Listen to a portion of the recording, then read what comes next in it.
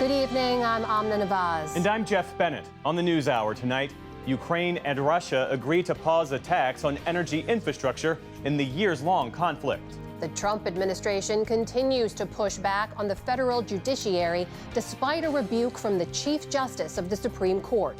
And congressional Democrats clash over how to oppose the president's agenda. We speak with Senate Democratic leader Chuck Schumer. I am confident that we will bring Trump's popularity, numbers, and strength down if we keep at it and keep at it and keep at it.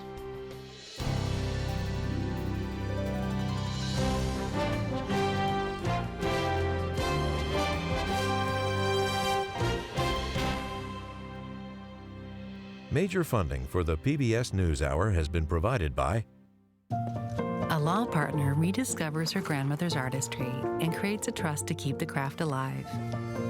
A Raymond James financial advisor gets to know you, your passions, and the way you enrich your community. Life well planned.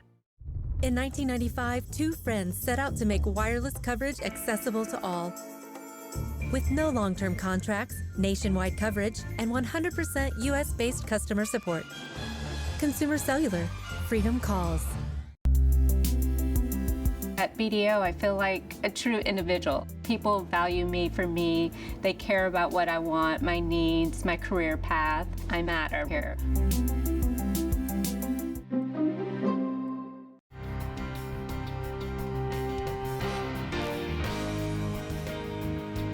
the Judy and Peter Bloom Kovler Foundation, upholding freedom by strengthening democracies at home and abroad. The Walton Family Foundation, working for solutions to protect water during climate change so people and nature can thrive together. Supported by the John D. and Catherine T. MacArthur Foundation, committed to building a more just, verdant, and peaceful world. More information at macfound.org. And with the ongoing support of these institutions.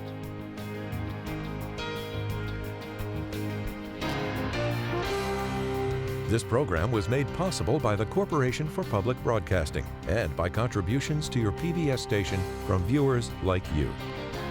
Thank you.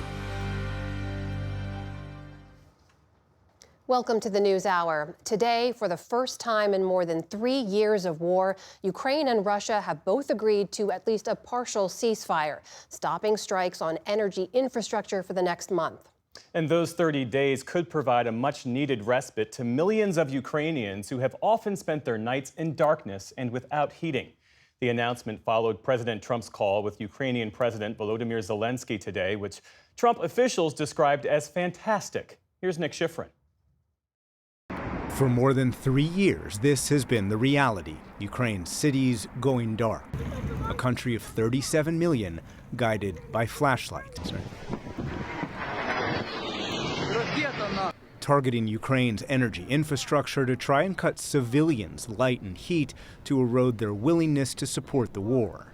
But today, a deal agreed by Ukrainian President Volodymyr Zelensky, who wrote on X, one of the first steps toward fully ending the war could be ending strikes on energy and other civilian infrastructure. I supported this step, and Ukraine confirmed that we're ready to implement it. And announced by the White House. We are at a place of peace. We're at a partial ceasefire, and we're moving towards a full ceasefire and a long-standing peace in this conflict. And that's great news for the American public. Presidents Trump and Zelensky spoke for an hour, and technical teams will meet in Saudi Arabia this weekend to try and extend the truce to the Black Sea, where Ukrainian naval drones have successfully sunk or pushed out Russia's fleet. But the U.S. statement also raised Ukraine's nuclear power plants and suggested the U.S. could take them over. The United States could be very helpful in running those plants with its electricity and utility expertise. American ownership of those plants would be the best protection for that infrastructure and support for Ukrainian energy infrastructure. That could include the Zaporizhzhia nuclear power plant, Europe's largest, and since days into the war, occupied by Russia. Ukraine operates 3 additional nuclear power plants, which provide an increasingly large amount of Ukraine's power. Because of more than 1,000 Russian attacks on Ukraine's infrastructure, including the massive Kakhovka hydroelectric dam flooding entire cities and towns. The attacks have destroyed half of Ukraine's electricity capacity and caused $14.6 billion in damage. As I saw in September 2023, when the father-daughter team of Alexander and Daria showed me how they were trying to fix this plant and provide rays of hope for the country's future. It's kind of like the brave ones who bring the light, because that's what they actually do. That's our future. We want to be free. But even with a partial ceasefire, that freedom is elusive. Overnight, Ukraine launched its own attacks on Russian energy infrastructure. And Russia launched a large barrage. Zelensky today asked President Trump for more air defense, particularly the Patriot defense system, which Ukrainian soldiers need to shoot down Russian ballistic missiles. President Trump agreed to find what was available, particularly in Europe, which has tried to provide Ukraine its own air defenses.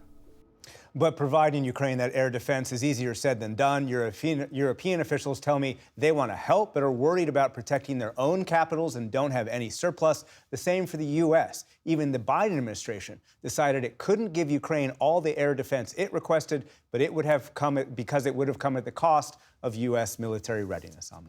Nick, bottom line here, how close are we to a larger ceasefire? As we said in our piece, Trump and Zelensky both said that they would work toward expanding the ceasefire into the Black Sea. But the two sides are still far apart on a fundamental point that we saw come out of the Putin-Trump phone call, and that was yesterday.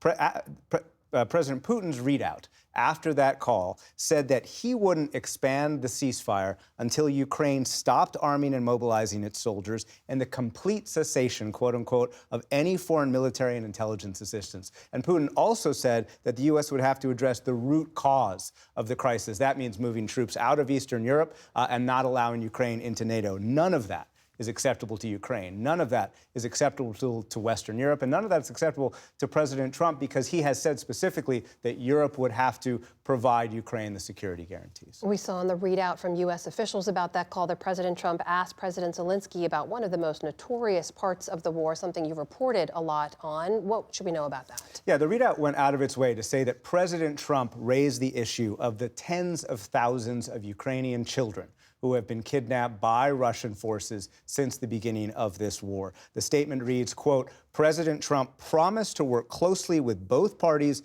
to help make sure those children were returned home. But here's the thing. State Department spokesperson Tammy Bruce today confirmed for the first time that the State Department cut off the funding for an outside program that was tracking those children. Bruce did confirm that the data for that program still exists, despite some Democratic lawmakers' concern that the data had been deleted. But the bottom line is the organizers of that program always believed that they were conducting a search and rescue mission for all of those children who were trapped inside Russia. And unless Secretary of State Rubio brings back that funding and brings it back soon, frankly, that effort that they've been doing for the last few years, that effort will die. We know you'll continue to follow that story as well. Nick Schifrin, thank you so much. Thank you.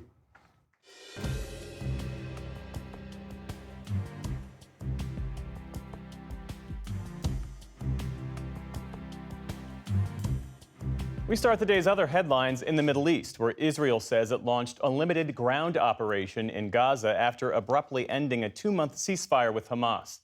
The Israeli military claims to have recaptured part of a key corridor that bisects Gaza after withdrawing as part of the truce.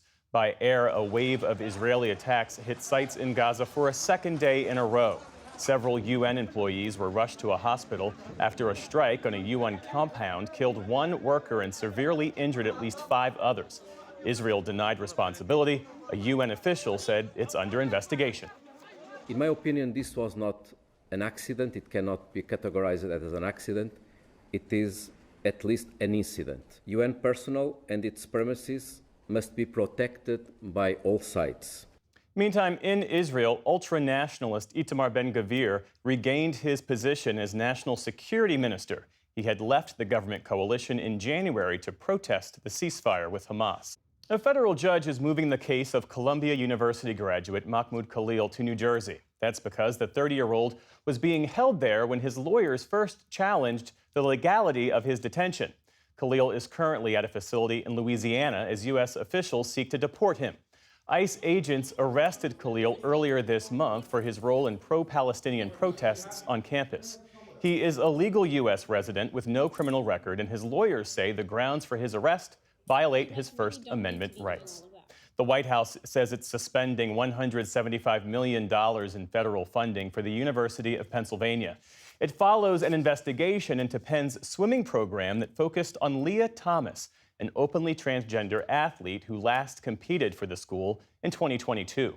A Penn spokesperson says they have not received details of the action, but in a statement added, quote, "We have been in the past and remain today in full compliance with the regulations that apply to not only Penn, but all of our NCAA and Ivy League peer institutions." Penn joins Columbia University as the second Ivy League school to be targeted by the administration in the last 2 weeks. A jury in North Dakota found Greenpeace liable for defamation and other claims related to protests over the Dakota Access Pipeline. The environmental group must pay hundreds of millions of dollars to the Dallas-based Energy Transfer Company and its subsidiary Dakota Access. The lawsuit accuses Greenpeace of defamation, trespass, nuisance, and other acts during the 2016 and 2017 protests near the reservation of the Standing Rock Sioux Tribe. Activists oppose the oil pipeline's construction as a risk to the local water supply. Greenpeace says its employees had little to no involvement in the protests. The Federal Reserve held its benchmark interest rate steady today for the second meeting in a row. But even as it projects slower economic growth, the central bank signaled it still expects to cut rates twice this year. At a news conference today, Fed Chair Jerome Powell called the outlook uncertain. He explicitly cited tariffs as a potential obstacle to the Fed's effort to bring inflation down to its 2% goal. Goods inflation moved up pretty significantly in the first 2 months of the year. Trying to track that back to actual tariff increases, given what was tariffed and what was not, very, very challenging. So some of it, the answer is clearly some of it, a good part of it is coming from tariffs. Those tariff concerns took a backseat on Wall Street today as investors focused instead on the Fed's commitment to further rate cuts. The Dow Jones Industrial Average added nearly 400 points on the day. The Nasdaq jumped nearly 250 points. The S&P 500 added 60 points, or about 1%. Still to come on the News Hour, we speak with Senate Democratic leader Chuck Schumer about his party's infighting over how to oppose the White House, how the Trump administration's changes to Social Security could limit access to benefits for millions, and one Michigan county tries to heal political divisions 5 years after the onset of the COVID-19 pandemic. This is the PBS NewsHour from the David M. Rubenstein Studio at WETA in Washington, and in the West from the Walter Cronkite School of Journalism at Arizona State University. A federal judge is giving the Trump administration more time to provide critical information about deportation flights that took place this past weekend. U.S. District Judge James Boasberg is trying to determine whether the administration defied his order as he faces ongoing attacks from President Trump and his administration. I don't know who the judge is, but he's radical left. He was Obama appointed. And he actually said we shouldn't be able to take criminals, killers, murderers, horrible, the worst people, gang members, gang leaders, that we shouldn't be allowed to take them out of our country. Our White House correspondent, Laura Barone-Lopez, has been reporting on this and joins us now. So, Laura, Chief Justice John Roberts issued a rare statement, as you know, yesterday in response to President Trump, but it doesn't appear to have convinced the administration to stop its attacks on the federal courts. No, as we heard there, the president was still attacking Judge Boasberg. And also today, President Trump started fundraising on the idea of impeaching Judge Boasberg, sending that out to his many supporters. And that also comes as Elon Musk, the special government employee, has repeatedly been posting on X that congressional Republicans should move forward with impeaching Judge Boasberg specifically. And just a quick fact check there on some of the things that the president has been claiming is that Boasberg was first appointed by George W. Bush and then later elevated to the federal bench by President Obama. And Boasberg has also made some favorable rulings for President Trump in the past, namely in 2017, blocking the release of President Trump's tax returns. And he was confirmed to the Senate 96-0. And the judge gave the administration more time, but it appears his patience is growing a little thin here with this warning that he's issued. What did he say? So Judge Boasberg was clearly not happy with the administration's stonewalling of this information. He said in a statement today that the court seeks this information about the flights not as a micromanaged and unnecessary judicial fishing expedition, but to determine if the government deliberately flouted his order issued on March 15, 2025, and if so, what the consequences should be. So again, he's trying to figure out whether or not, when they moved forward with these deportation flights, if they essentially defied his order. Judge Boasberg also referenced Justice Roberts' statement saying that the Supreme Court has made crystal clear that if the Trump administration is not happy with his ultimate decision in this case, that the proper route is to appeal it. So when the administration refuses to answer the judge's questions, what's their justification? What actual argument are they making in court? So in a filing today, the Trump administration said that it may very well invoke what is known as the state secrets privilege, essentially refusing to disclose information about these deportation flights, saying that it because of the sensitive information about the operations. Now, that state secrets privilege is not often used, Jeff, and it's almost always used only in terms of classified information. And Judge Boasberg, in a response today to the administration, actually said, to date, the administration has not at all said that they consider this information classified. Also, the president and the White House have repeatedly claimed that Judge Boasberg is trying to stop the president from deporting criminals. That's just not true, Jeff, because the president has authority to deport criminals as he sees fit under current immigration law. Judge Boasberg is just simply trying to figure out whether or not the president's invocation of alien enemies is actually lawful. Got it. And there's this separate case where the administration and Elon Musk's team were sued today for attempting to take control of the independent agency, the U.S. Institute for Peace. Where does all of that stand? So the U.S. Institute for Peace was established by Congress 40 years ago, and it operates as this independent think tank that tries to prevent and resolve international conflicts. And so over the course of the last 4 days, Elon Musk and his team Doge have tried to take control of that entity, bringing FBI agents, bringing law enforcement to gain entry. And in a hearing today where Judge Beryl Howell was hearing a lawsuit brought by former employees, Judge Howell was pretty incredulous, saying to the government that it appeared as though Doge terrorized staff. She said that she was, quote, offended on behalf of the American citizens working at USIP. She felt as though they were treated abominably and because they were threatened with criminal investigations. But ultimately, Judge Howell denied the request by these employees for Doge to not be able to take control, essentially saying that she wasn't sure that the merits of the case warranted a temporary block on Doge. Laura Barone-Lopez, our thanks to you as always. Thank you. For more on the legal ramifications of the Trump administration's showdown with the judiciary, I'm joined now by Steve Vladeck. He's a constitutional law professor at Georgetown University. Steve, welcome back. Let's just pick up where Laura left off there. This extraordinary back and forth between the Department of Justice and Judge Boasberg here. The judge wants more information on the flights. Department of Justice has until Thursday to produce it. When you look at this, does this seem to be an administration in defiance of the judge's orders?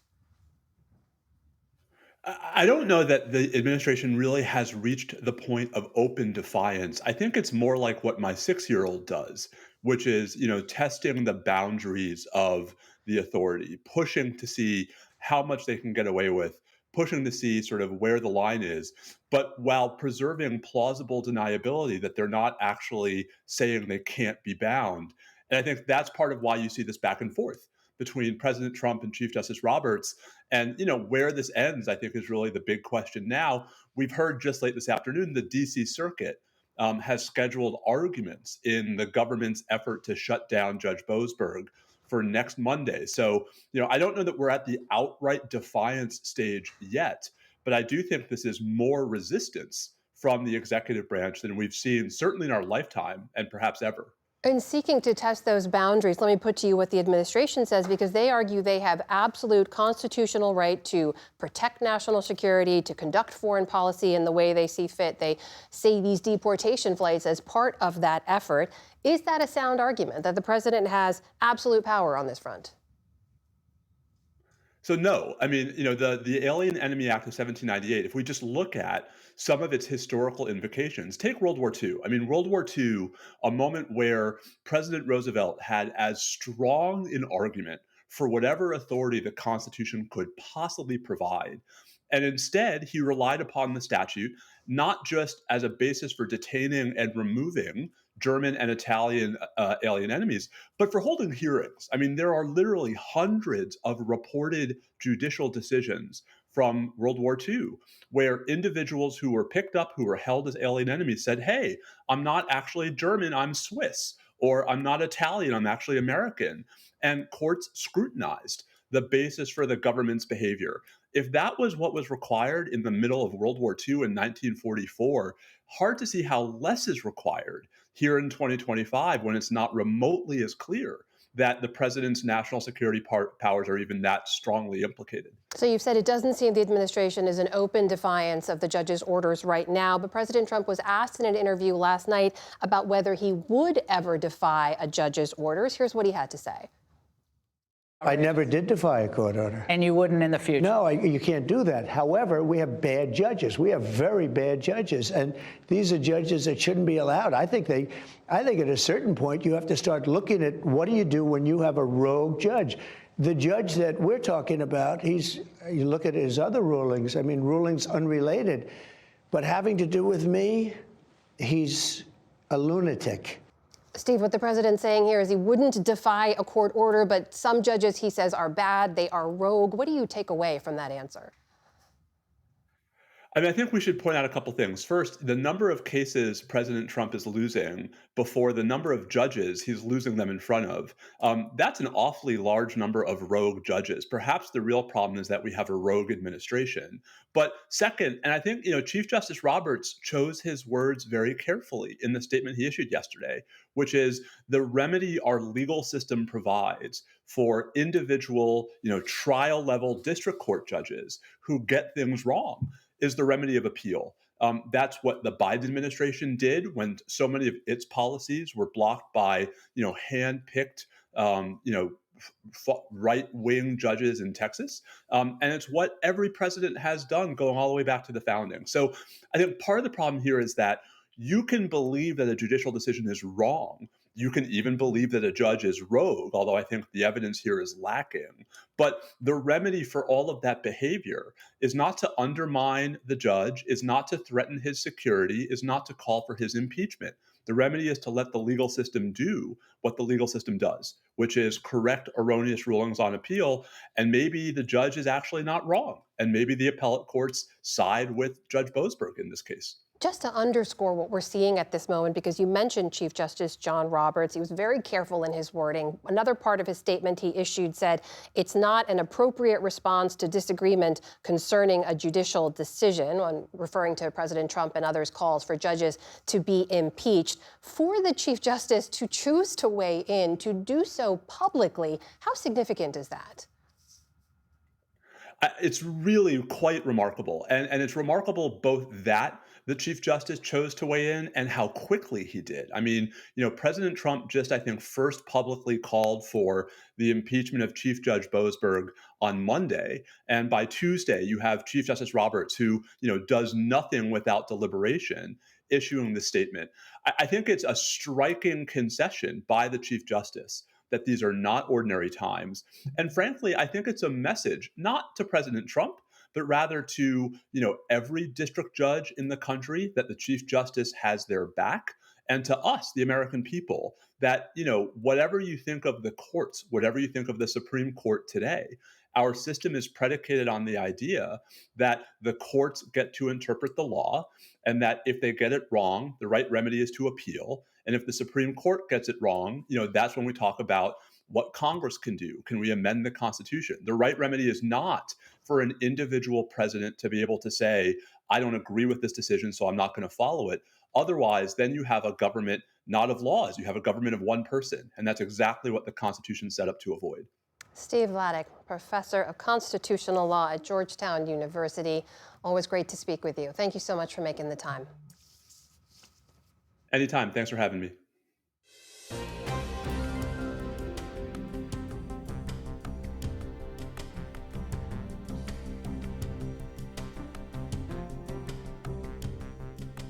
Democrats have few options for challenging President Trump and the GOP majorities in the House and Senate. But some on the left say they had a chance to do just that last week when Senate Republicans needed votes from their Democratic colleagues to pass the government funding bill. The top Democrat, Senator Chuck Schumer, however, voted with the GOP and supplied the needed votes, angering many in his party. Let me be clear. In my time in Congress, never, ever has one party written partisan, full-year appropriations bills for all of government and expected the other party to go along without any input. I would have liked to see, when Chuck Schumer had leverage here, to say we need A, B, C, and D for the Democratic Party and force the Republicans to meet him halfway. To see Senate Democrats even consider acquiescing to Elon Musk, I think it is a huge slap in the face, and I think that there's a wide sense of betrayal if things proceed as currently planned. I myself don't give away anything for nothing, and I think that's what happened the other day. We spoke with Senator Schumer earlier today about that criticism, Democrats' path forward, and his new book, Anti-Semitism in America, a Warning. Leader Schumer, welcome back to the NewsHour. Glad to be back. I want to start with your support of the GOP funding bill and the criticism that you have received as a result. I know that you maintain that a shutdown would have been far worse than passing the Republican bill. What do you see that the vast majority of Hill Democrats don't see? Why are they wrong in saying that you should have blocked it? Well, Jeff, I knew when I made my decision there'd be a lot of people who disagreed with it. But I felt it was imperative that I do. We had an awful choice, a Hobson's choice, between a CR bill, which had no Democratic input, a continuing resolution to fund the government, and a government shutdown. As bad as the CR bill was, the shutdown, I'd say, would be 15, 20 times worse, and let me explain. In a shutdown, the whole government shuts down, and then the executive branch solely determines what is, quote, essential and what is not essential. So they could say on day 2 of the shutdown, SNAP, food for kids, not essential. On day 4, no transit funds, mass transit or other, are essential. We'll only declare as essential in the transportation bill air traffic controllers.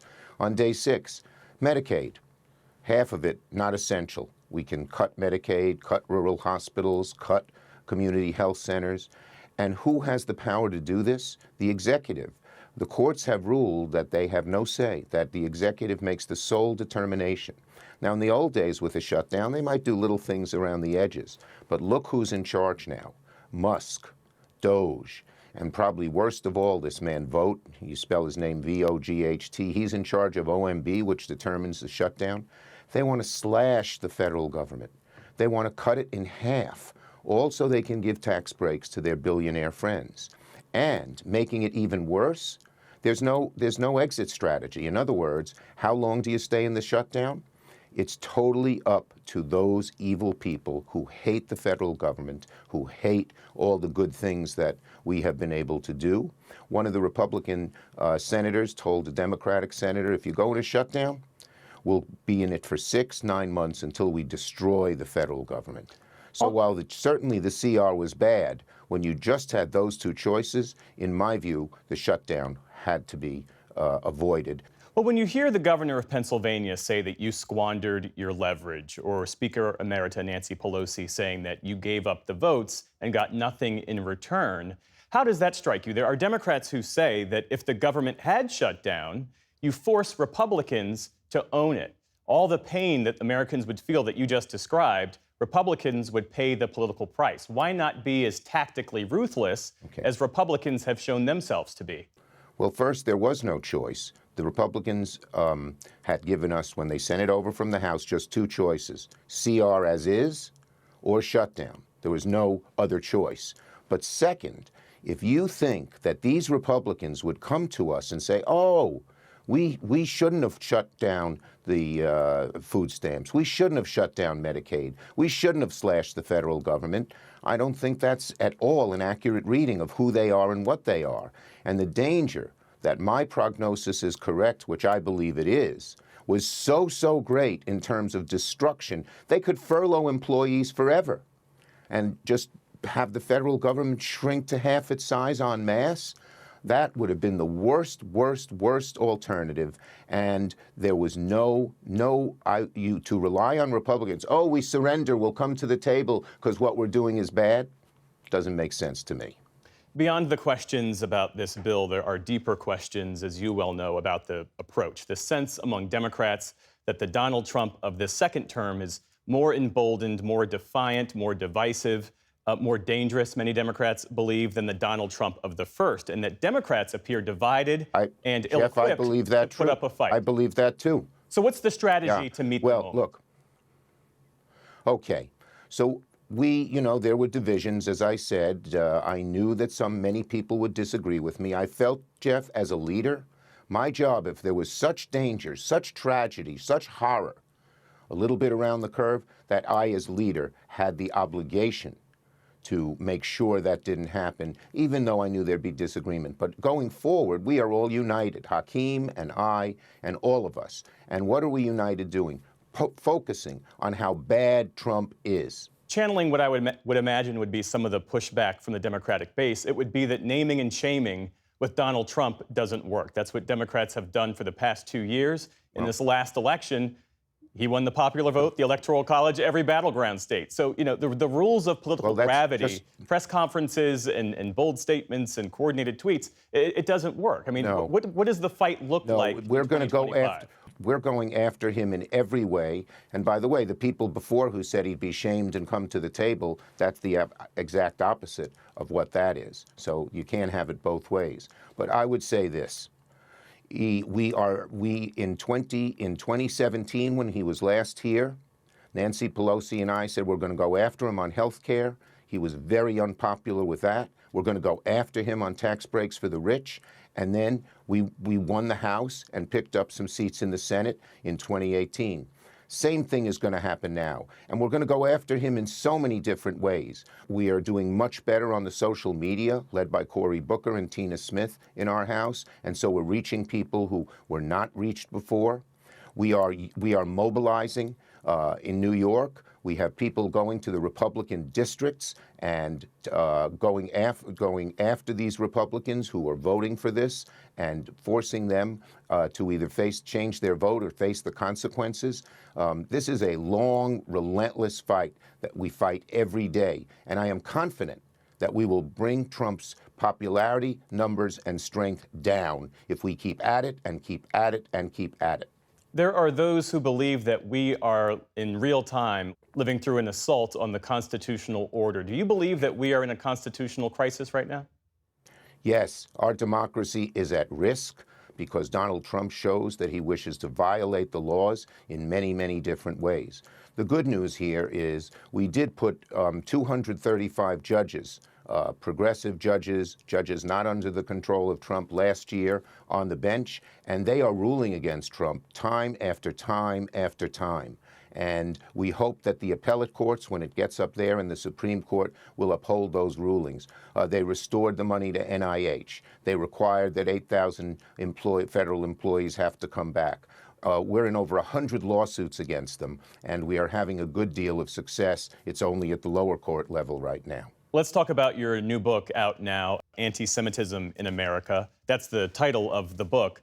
You were the highest-ranking Jewish elected official in America ever, and you write that you once felt that your Jewish identity could be worn lightly, but that you now feel it's your duty to alert our country to the rising tide of anti-Semitism. There are a number of audiences for this book, but you have a particular message for people on the political left. What is it? So my book is aimed at 5 groups. First, my generation, to show people, I know you're feeling alone. Jews tend to feel alone in these times. We're all united and in solidarity. Second, to their children, our children, the children of our generation. They're pro-Israel, they are pro-Jewish, but they don't know the history, the struggles we've had. Third is aimed at non-Jews of goodwill who, are friendly with Jewish people, and they know anti-Semitism's around, but they tend to think, oh, it's not that bad. Why are they making such a fuss? They don't carry 5,000 years of Jewish history on their back. Fourth is the left. There's always been vicious anti-Semitism on the right. In fact, I was within 30 feet of the hooligans who invaded the Capitol on January 6th, and one of them said, "There's the big Jew. Let's go get him." They wore sweatshirts that said 6 million was not enough. But on the left, it's in a different way. It is a little more subtle, but it's equally harmful. Because when people, legitimate criticism of Israel, fine, I do it. I've gotten some people in the Jewish community mad because I have done it. But crossing it over, going on a subway car and saying, all right, who's a Zionist on this subway car? Stand up, we want to get you out of the subway car. Telling people that Jewish people are vicious and nasty and horrible and exploiters. These kinds of things have created such huge problems for us in the past that I warn the left, be really careful. Don't let that anti-Israel criticism slide into anti-Semitic criticism, which it all too often does. The final group, by the way, I'd like to read it, is the kids of America, the younger people of America. I'd like every college to have this book and have their students read it. Every high school. Do you know that 20% of people under 25 believe the Holocaust was a myth? Another 50% don't even know what the Holocaust was. And so we need education, because that has always been one of the greatest antidotes against anti-Semitism, teaching people the actual truth. In the Oval Office days ago, President Trump condemned you, saying that you aren't Jewish anymore. He called you a Palestinian, using that word as an insult. In the past, he has questioned why Jewish Americans would vote for the Democratic Party, which many people see as deeply offensive. And yet the White House makes claims of alleged anti-Semitism on college campuses as a way of cracking down on universities. How does that strike you? It strikes me as Donald Trump has always regarded Jews as transactional, people he can use. He regards them, he needs money, he needs votes. He can use the charge of anti-Semitism, even, going way beyond where it is. And he's done lots of things that encourage other anti-Semites. He sat down with this guy Fuentes, one of the greatest anti-Semites in America, when in Charlottesville, when they rioted against the Jews and wanted to harass or even burn down a temple. He said both sides have merit.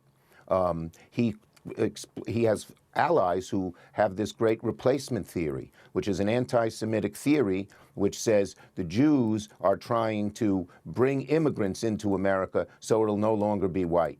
And so far too often Donald Trump has just encouraged or turned the other eye when there are anti-Semites around. As for calling me a Palestinian, don't tell my mother. The book is Anti-Semitism in America, A Warning. Its author, Senator Chuck Schumer. Thanks again for joining us. We appreciate your time. Good to be here. Good to be here. Thank you.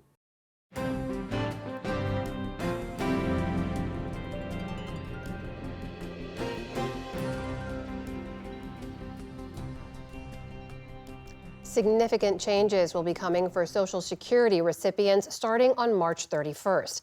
Millions of Americans will no longer be able to verify their identity over the phone, creating a challenge for older Americans and those with disabilities. Stephanie Sy joins us now with more. This latest move by the Trump administration will require new and existing recipients to either verify themselves online or have their IDs verified in person, even while more than 40 field offices are slated to be shut down by the Department of Government Efficiency. The changes are aimed at addressing the potential for fraudulent claims and improper payments, which amounted to $72 billion between 2015 to 2022. That's less than 1% of all the benefits dispersed during that time period. Advocates are raising concerns about the burden this could place on an already vulnerable population. For more on what this means going forward, I'm joined by Kathleen Romick, Director of Social Security and Disability Policy for the Center on Budget and Policy Priorities. Kathleen, thank you so much for joining the NewsHour. So it seems the biggest change here is getting rid of the option to verify one's identity by phone. Who will that impact the most? It's going to impact anyone who struggles with the online verification system that SSA has. So that could include people who are just not comfortable using online services, which often does include older people and people with disabilities, which are the main populations that the Social Security Administration serves. It also means people who are not allowed to open a My Social Security account. So, for example, children, their families will have to visit a Social Security office in person to authenticate their identities and to do business with the agency. It also affects people who perhaps don't have a driver's license or don't have a smartphone in order to use those online authentication tools. And of course, it's not just the elderly. There are 72.5 million Americans who receive these benefits, including children. I am curious how one does verify an ID by phone. The implication from the administration here is that that isn't a very secure way of verifying identification. Does this fix that? The way that typically identities are authenticated by phone is by asking questions that only the person with that identity would be able to answer. So this is very commonly used by the private financial industry as well. You know, when you have trouble logging into your bank account or your mortgage lender's account, then you would typically call and sort out any problems over the phone, and they'd ask you these knowledge-based questions. So that's what SSA has been doing, and it's pretty common practice. It's not perfect, but no identity proofing method is perfect. So at the same time as these new requirements are set to go into effect, you have reports of DOJ closing field offices, particularly in the South. They're also letting go of thousands of employees. The agency says these offices weren't used much since online virtual meetings became more popular and should be consolidated to save costs. What do you say to that? I think that anytime a field office closes to the public, it's going to have an impact on the people who live in that area.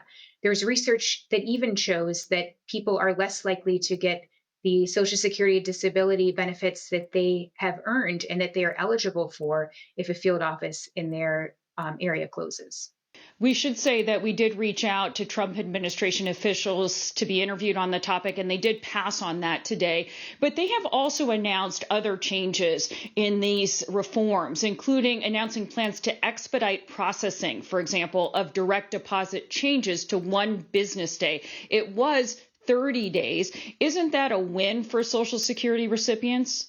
Well, if you are able to authenticate your identity online and make those changes online, then sure, faster processing makes sense. But the fact is, if you do have to go into a Social Security field office, as this new policy requires, then it's going to take you over a month to make that change. And that's because there's already a 2-hour hold time on the phone to get a call back from the Social Security Administration to make an appointment, and then over a month-long wait on average to get an appointment in a field office. Groups like the AARP have long called on Congress to provide more resources to improving customer service at this administration, saying processing time for disability claims have doubled in just the past 5 years.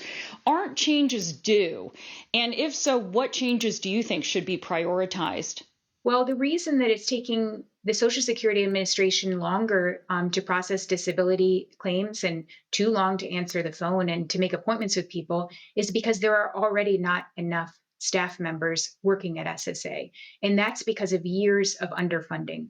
And so the Trump administration is actually moving to double down on those staff cuts. They're planning for another 7,000 staff cuts at the Social Security Administration this year. So what that's going to mean is fewer people answering the phones, fewer people taking appointments, fewer people processing claims. And that's going to mean longer delays in each one of those areas. And it's going to make it harder for applicants and beneficiaries to access their benefits. And it's not just beneficiaries either, but it's going to affect people who are trying to access their Social Security statement, people who need a replacement Social Security card because they're seeking a job or just got married. These services affect everyone. Kathleen Romig with the Center on Budget and Policy Priorities. Thank you, Kathleen. Thank you.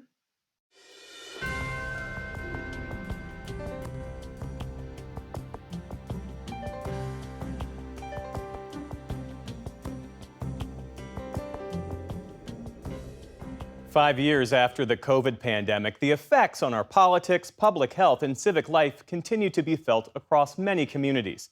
As part of her ongoing reporting project, America at a Crossroads, Judy Woodruff recently traveled to southeastern Michigan to find out how divisions that emerged during the pandemic continue to play out today. Sunday morning service at Second Baptist Church in Ypsilanti. A celebration of life and faith. Years after first weathering the storm of the pandemic. Pastor George Wattles. We had one of our members who died early, a man who was an integral part of our church, an auditor and a trustee. He was one of the first people in Michigan who passed away from COVID. So we were immediately impacted by the reality of how this was going to impact our community. And then the tidal wave begun. About 15 miles to the south in the small city of Milan, Else is blending out really well. It is. Yeah. Ashley St. Clair's salon and tattoo parlor had been up and running for only 6 months when everything shut down. Salons, tattoo shops, massage parlors, we all had to shut down end of day that day. So I came in, told my husband, this is your last client of the day, and we all giggled and said, we'll see you in 2 weeks. Yeah, because they're going to make hamburgers tonight.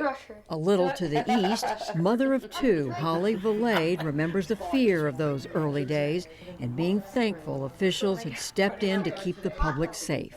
I was grateful that they were making the decisions they were making. It was a scary time. As time went on, you start to do your own research, you start to kind of watch what's happening around you, and I think your patience grows thin. In the county next door in Dearborn, Army veteran Hassan Nimi remembers struggling to figure out how he was going to keep his family contracting business afloat and his employees working. When we're worried about feeding our families, they're telling us, well, if it's for your safety, you got to stay indoors, you can't work. Where do you kind of bounce between that, following and obeying these rules for everybody's safety or being able to feed your family? 5 years after the pandemic declaration, the divisions over the COVID response here track the national picture. A recent report from the Pew Research Center found that the pandemic deepened partisanship, distrust in institutions, and the fragmentation of our news media. Early on, Michigan saw a backlash to public health measures, with protests against business and school closures by people flouting masking and social distancing guidelines. In the fall of 2020, a group of men were charged with plotting to kidnap Democratic Governor Gretchen Whitmer for pushing those measures. But away from those headline-grabbing events, residents here took away very different lessons from their experiences. I was raised that this nation's amazing because it's the power with the people. I mean, our voice matters. And then during COVID, we learned our voice didn't matter. We were told what to do. We get fed up. We're Americans. We know our civil liberties. We hold firmly to them. And then once we feel like they're being challenged, we push back. Last year, Nimi ran as a Republican for Congress and served as a delegate at the Republican National Convention. To be honest with you, I think that it smacks of arrogance and it disrespects those who lost their lives. In Ypsilanti, Pastor George Wattles feels very different about the pushback. If we're in a crowded theater and there's a fire, you can pretend it's not there, but if you sit there long enough, you're going to get burned. And in my opinion, those who were protesting have the right to do so. Thank God we're in the United States of America. But on the flip side of that, we have to respect the fact that your protest fails to recognize the pain of others. Kids didn't go to college because of it. We have no idea where they would be today if it hadn't been handled the way it was. For Holly Valade, her children's struggles in school, one a junior, another just entering preschool, they really did vilify parents that had concerns. Led her to question decisions made by Governor Whitmer, the local health department, and her local school board, even as she saw different ones being made in counties or districts next door. That didn't end when COVID restrictions eased. I would say COVID opened a can of worms. I started watching school board meetings because I wasn't sure what was happening with COVID, and I wasn't sure what our school was going to do to keep our kids safe. But watching those meetings really opened my eyes to what was taking place within our school system. we started hearing about bullying that was happening. We started hearing about examples of, critical race theory coming in, of, the LGBT agenda being pushed in the classrooms as young as like 3rd grade. Maybe if you knew what we knew, you would understand us better. Maybe then you wouldn't be so quick to put us down for wanting to fight for the kids being harmed by some of these decisions. While Valade became a regular at school board meetings, As soon as the masking mandate started, we started masking up at the studio. We've always followed the Washtenaw County Health Department guidelines. salon owner Ashley St. Clair, who also had young children dealing with COVID restrictions, often appeared as well, speaking in support of the health department. I understand the frustration behind it, but I also understand why our health officials thought that that was the right thing to do, because they didn't know what to do. They were trying to build a boat while the flood was already here. Public health is not usually a political issue. It's not usually a partisan issue. Washtenaw County Health Officer Jimena Lovelock says the pandemic took a toll on herself and her staff as they attempted to navigate an overwhelmed health system, the high number of deaths and infections, staff burnout and turnover, and being caught in the middle of what became an intense political fight. In public health, we approach this from a population perspective, a community perspective, that we are all connected and our actions can have impacts on the other. And I think that sometimes lack of connection, the challenges that we had even before COVID with greater isolation and lessening social connection, also I think fed into that polarization and those divisions. I feel like 2020 and the pandemic was a really big tipping point politically for divisions. And I think that those have continued on. When you live in a town like this, you see those people all of the time. But to protect like my own peace, to protect the peace of my family, to protect the peace of my clients and the people who help us keep this business open, there are some lines that just have to be drawn, and it's hard. It is. Today, everyone seems to recognize that these deepening divisions and loss of trust are problems, even as they are far less sure what to do about them.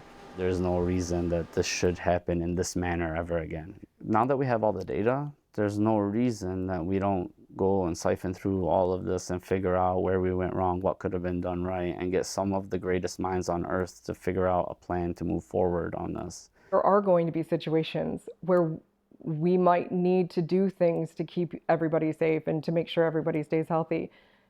And that trust has been destroyed, and there's been no effort, at least from our perspective locally or at a state level, there's been very little effort to rebuild that trust. I think that's the challenge that we have in the country now, is there are people who are living different lives and have no frame of reference for what other people are going through and no respect for that. But I think that's where the conversation has to take place.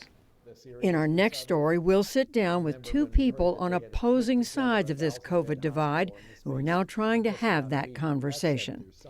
For the PBS NewsHour, I'm Judy Woodruff in Milan, Michigan.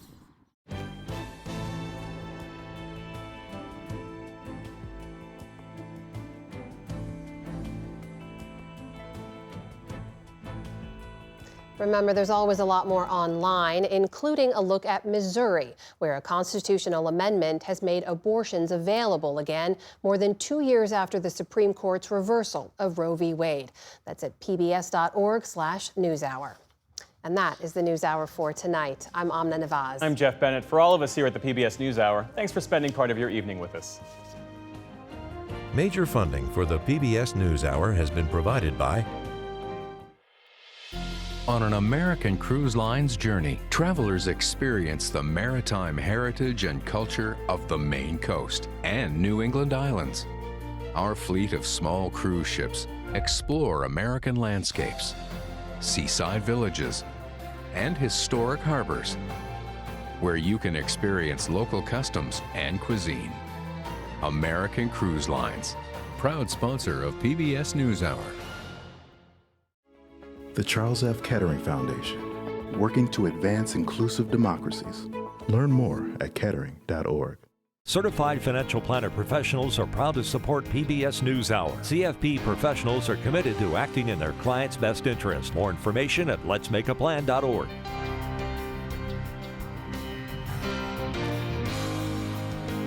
Friends of the NewsHour, including Jim and Nancy Bildner, and the Robert and Virginia Schiller Foundation. The Ford Foundation, working with visionaries on the front lines of social change worldwide. Funding for America at a Crossroads was provided by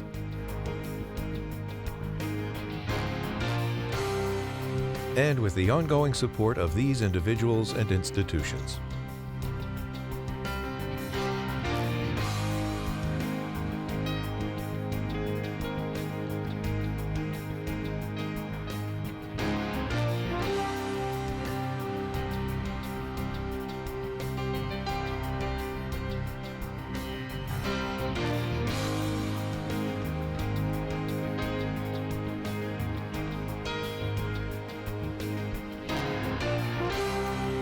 This program was made possible by the Corporation for Public Broadcasting and by contributions to your PBS station from viewers like you. Thank you.